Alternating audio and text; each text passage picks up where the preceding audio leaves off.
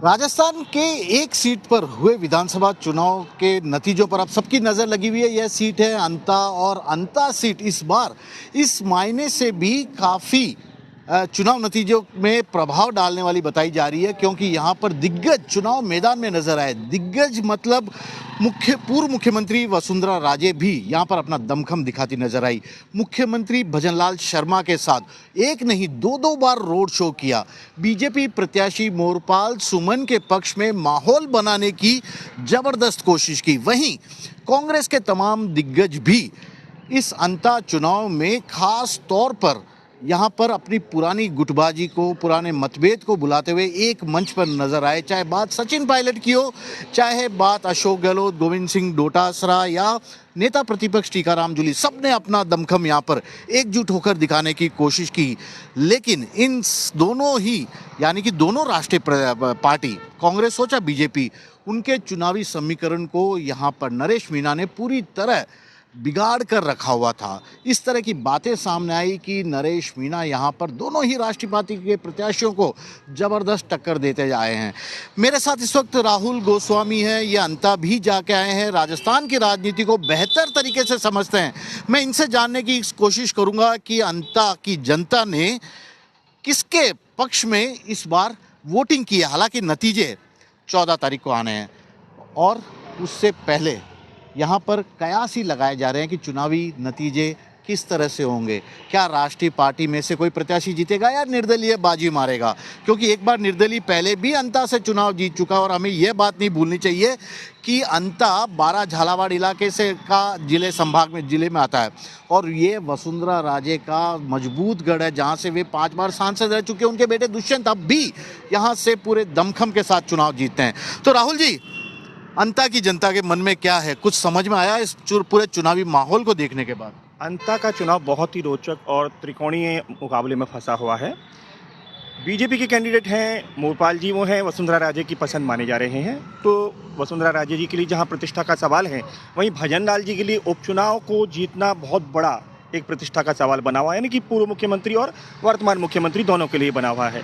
रही बात कांग्रेस की, तो कांग्रेस के पहले से स्थापित जो है प्रमोद जैन भाया, वो वेल कॉन्फिडेंट है, कांग्रेस वेल कॉन्फिडेंट है, और उनके जो सामाजिक सरोकार के काम हैं और जो उनका वहाँ के लोगों से जनजुड़ाव है, उसके दावे के आधार पर अंता का चुनाव वो जीतने के को लेकर पूरी तरह से विश्वस्त हैं।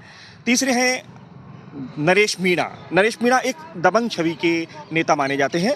नरेश मीणा को जो है एक हनुमान बेनीवाल, जो यहाँ के तीसरे मोर्चे के बहुत मजबूत कद्दावर नेता माने जाते हैं, उनका सपोर्ट मिला। लास्ट टाइम के अंदर 2 जो रोड शो हुए मुख्यमंत्री, एक मिनट आपकी बात रोकना चाहूंगा कि हनुमान बेनीवाल अकेले नरेश मीणा के लिए चुनाव प्रचार के लिए नहीं आया। आम आदमी पार्टी के अरविंद केजरीवाल ने भी उन्हें समर्थन दिया। संजय सिंह को यहाँ पर खास तौर पर चुनाव के लिए भेजा गया। उत्तर प्रदेश के नेता भी यहाँ तक नरेश मीणा के समर्थन में चुनाव प्रचार के लिए आए। ये तो सब लोगों ने दिग्गजों का जमावड़ा नजर आया होगा पूरा अंता में। अंता की जमीन जो है एक बहुत बड़ा एक्सपेरिमेंट की जमीन हो गई। एक्सपेरिमेंट मतलब राजस्थान में तीसरे मोर्चे, तीसरी ताकत को मजबूत करने को लेकर के जो तीसरे दल, देश के विशेष तीसरे दल माने जाते हैं, उनके तरफ से भी पूरी तरह से नरेश मीणा को, जो थर्ड कैंडिडेट खड़े हुए थे, उनको सपोर्ट किया गया। अब उसका परिणाम कहाँ तक क्या होगा, हालांकि दोनों ही पार्टियां, प्रमुख पार्टियां कांग्रेस बीजेपी भयभीत हैं। अगर आप राजस्थान के सबसे बड़े सट्टा बाजार की बात करें, क्योंकि फलोदी की, तो फलोदी का सट्टा बाजार करीबी दिनों तक, चुनाव के करीबी दिनों तक प्रमोद जैन भाया के पक्ष में काफ़ी मजबूत स्थितियां दिखा रहा था। परंतु फलोदी का सट्टा बाजार और राजस्थान का जो सट्टा का सिनेरियो है, सट्टा और सट्टा में फंसा हुआ है अंता का पूरा चुनाव। तो इसी चुनाव को लेकर के कल जो है लोगों की धड़कनें बढ़ रही हैं। सरकार के लिए प्रतिष्ठा का सवाल है कि पहला बड़ा उपचुनाव है, यदि वो लूज होता है तो सरकार की कहीं ना कहीं कमजोरी साबित हो जाएगी। वैसे भजनलाल सरकार बनने के बाद भी राजस्थान में 9 उपचुनाव हो चुके हैं। बात चाहे देवली उनियारा की जाए या बागीडोरा, बहुत सारी जगह पे थी। लेकिन इस बार भजनलाल शर्मा और वसुंधरा राजे जो ऐसा कहते हैं कि जब भजनलाल शर्मा को राजस्थान का मुख्यमंत्री बनाया था तो पर्ची वसुंधरा राजे ने निकाली थी राजनाथ सिंह के सामने बीजेपी दफ्तर में। उसके बाद से दोनों की शायद बनी नहीं, लेकिन इस चुनाव को लेकर भजनलाल शर्मा उनके घर गए थे प्रत्याशी के नाम तय करने से पहले। क्या समीकरण था इस पूरी चीज के पीछे? देखिए, एक बहुत बड़ा मैसेज है ये चुनाव। जहां माना जा रहा है कि वर्तमान मुख्यमंत्री पूर्व मुख्यमंत्री के बीच एक दूरियां हैं, या जो राजनीतिक जगत के अंदर जिस तरह की बातें आ रही हैं, तो उस सारी मिथ्याओं को छुटलाने को लेकर के या तो हाईकमान से ऊपर से कोई संदेश है उसको लेकर के, परंतु पहली बार जब दोनों मुख्यमंत्री एक साथ एक रोड शो में दिखाई दिए तो कहीं ना कहीं बीजेपी मजबूत जरूर नजर आई है। अब उसका परिणाम क्या रहेगा, फिलहाल अब कल ही तय पाएगा। लेकिन क्या इन दोनों का एक साथ चुनाव प्रचार करना आपको लगता है कि कुछ दमखम यानी मतदाताओं के मन को बदल पाया है? मैं आपसे चलते चलते बात करना चाहूंगा। स्टैंडिंग गवर्नमेंट के पक्ष में आमतौर पर माना जाता है कि उपचुनाव का जो परिणाम जाता है, यानी जिसकी सरकार होती है उपचुनाव उसकी तरफ झुकता है, इस तरह तौर पर एक धारणा है। हालांकि कुछ धारणाएं कई जगह इस तरह की धारणाओं को तोड़ा भी गया है पुराने चुनावों के अंदर, अशोक गहलोत जी के समय में भी।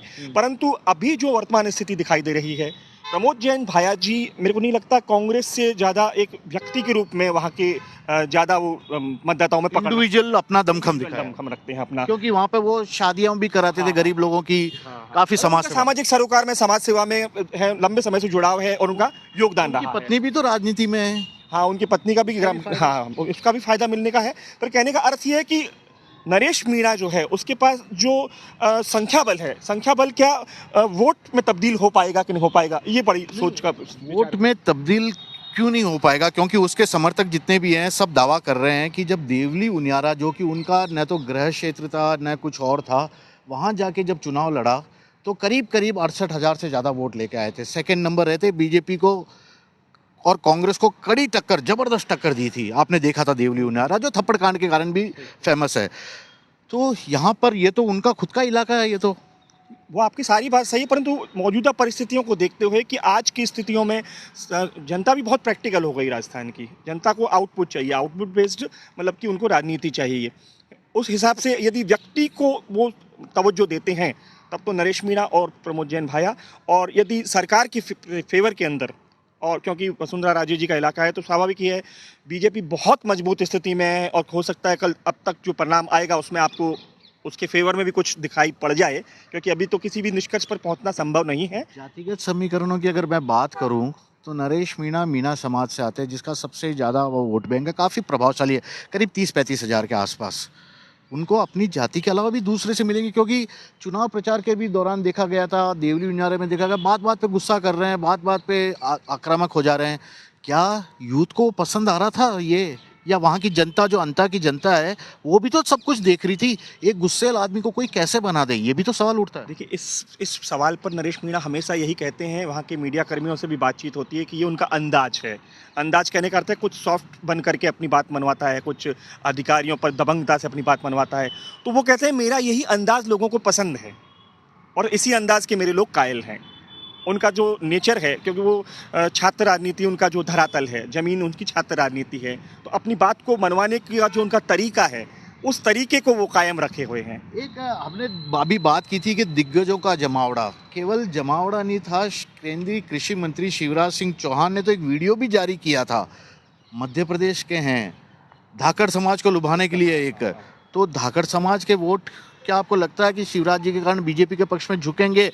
दावा ये किया जा रहा है कि नरेश मीणा धाकड़ समाज के वोट को ले जा रहा है। देखिए, आपको बहुत रोचक एक बात बताता हूँ कि हाड़ौती संभाग में जो ये आता है, जहाँ पर चुनाव हुए हैं, वहाँ के ये कद्दावर धाकड़ समाज के नेता की तो इस चुनाव से दूर ही रही, जो स्टैंडिंग गवर्नमेंट के अंदर हैं, और वहाँ से एक आह्वान किया गया सोशल मीडिया के जरिए। तो कहने का अर्थ है कहीं ना कहीं वो समाज किस तरह से साधा जाए, किसी बड़ी हस्ती से साधा जाए। समाजों को साधने की कोशिश की गई है, जाति बिरादरियों को साधने की कोशिश की गई है, पर विकास यदि तवज्जो देती है। राहुल जी, आप तो वहाँ जाके आए, इसलिए मैं पूछ रहा हूँ कि जाति बिरादरी जिसकी बात कर रहे हैं ना, मीणा समाज के अलावा नरेश मीणा के लिए कोई और समाज का वोट भी आप उम्मीद कर रहे हैं कि आएगा? इस तरह का दमखम उसने ज़मीनी लेवल पे, क्योंकि हमने उसके हर सभाओं में ज़बरदस्त भीड़ देखी, ये तो आप भी मानते हैं, और वो जो भीड़ देख के कांग्रेस और बीजेपी भी एक बार अपनी रणनीति बदलने को मजबूर हो गई थी। देखिए, युवा जो है खुद एक चेहरा होता है, उसके आगे फिर कास्टिज्म भी कहीं ना कहीं बौनी हो जाती है, क्योंकि हनुमान बेनीवाल में हैं, वो एक जाट समाज से आते हैं, हालांकि बहुत ज़्यादा जाट समाज के वहाँ वोटर नहीं है, फिर भी हनुमान बेनीवाल उनकी भी जो फैन फॉलोइंग है, हो सकता है उसका फ़ायदा लेने को लेकर के उनको बुलाया मान गया की है। तो पूरी टीम ही नरेश के लिए वहां पर उतरी हुई थी, 1 महीने 1.5 महीने से काम कर रही थी, ये तो हमने देखा भी है, सुना भी है। फिर भी इतनी सारी चुनौतियों के बावजूद भी स्टैंडिंग गवर्नमेंट जो है और उसका संगठन है वो वेल कॉन्फिडेंट दिख रहा है, ना जाने क्यों दिख रहा है। बहुत बड़ी चुनौती है और बहुत ही चुनौती को लेकर के सरकार भी संशय में है। कल चुनाव भले ही चुनावी वैतरणी पार कर जाए, परंतु आज रात जो है वो समझ लीजिए कहते हैं कि वो कयामत की रात है या कत्ल की रात है। कयामत की रात है, बिल्कुल ठीक कहा राहुल जी ने कि कयामत की रात है, क्योंकि सबकी नज़र, भले ही राजस्थान की एकमात्र सीट है, लेकिन नज़र इस बात पे थी कि कौन यहाँ से जीतेगा।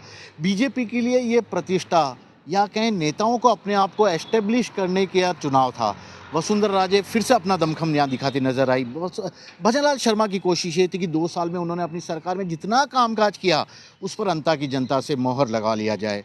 वहीं कांग्रेस एक बार फिर से सरकार के खिलाफ किसी बड़े मुद्दे को लेकर जनता के बीच जाने का मूड बना रही थी, और उसके लिए भी एक बड़ा मौका है अंता का नतीजा यदि उसके पक्ष में आता है। और इन सबके समीकरण को बिगाड़ने के लिए नरेश मीणा है। मैं एक बार फिर से नरेश मीणा वाला एक सवाल पूछूंगा। ऐसा कहते हैं कि बीजेपी राजनीति में कुछ इस तरह से अपने चाल बैठाती है, गोटियां बैठाती है कि जो तीसरे मोर्चे के रूप में जिसको उतारा जाता है कांग्रेस के, वो कांग्रेस का वोट काटता है। तो नरेश मीणा किसका वोट काट रहा है, बीजेपी, कांग्रेस या खुद अपना ही जमाने की कोशिश कर? देखिए, कांग्रेस का भी यही कहना है कि नरेश मीणा है ये प्रोडक्ट बीजेपी का है और नुकसान कांग्रेस खुद मान रही है। बीजेपी की बी टीम, हाँ, बीजेपी का प्रोडक्ट है, केवल कांग्रेस के खिलाफ साइलेंट मोड में बीजेपी का ही व्यक्ति है। लगातार गोविंद सिंह डोटासरा जो प्रदेश अध्यक्ष हैं वो आरोप लगा रहे हैं। तो नुकसान तो स्वाभाविक रूप से कांग्रेस को ही है, परंतु कहने का अर्थ है कि रायता तो दोनों का ही बिखर रहा है। रायता बिखरा है। एक बार और बता दीजिए ना, किसकी उम्मीद है ज़्यादा? क्योंकि आपने सब चीज़ों को देखा, लोगों की बात सुनी, वोटिंग 80% से ज़्यादा वोट अपने आप में बहुत बड़ी बात है। कांता जैसे इलाके में 80% वोटिंग, किसके पक्ष में माहौल, हवा नज़र आ रही है? देखिए, हाड़ौती है और वो इलाका है, और शॉर्टकट में एक ही बात कहूँगा कि जलवा आज भी रानी का बरकरार है, वसुंधरा राजे की ओर बरकरार है। वसुंधरा, मतलब ये कह रहे हैं कि वसुंधरा राजे यानी कि वहाँ की महारानी, वहाँ की लंबे वक्त तक सांसद रह चुकी, उनके बेटे अब सांसद हैं, उनको ताकत को, राजनीतिक ताकत को कम से कम उनके ही गढ़ में नज़रअंदाज नहीं किया जा सकता। हालांकि यह बात अलग है कि इस बार कितने वोट वो बीजेपी प्रत्याशी को दिला पाती हैं, क्या वो विधानसभा तक पहुंच पाता, नहीं पहुंच पाता है, क्योंकि समीकरण ही त्रिकोणीय मुकाबले वाला था इस बार वहां पर, और सभी प्रत्याशी अपना दमखम अपने बड़े नेताओं के साथ यहां पर दिखाते नजर आए। तो फिलहाल इंतजार किया जा रहा है अंता की जनता के नतीजे का। कैमरामैन विक्रम सिंह भाटी के साथ श्रीवत्सन, जयपुर न्यूज़ 24।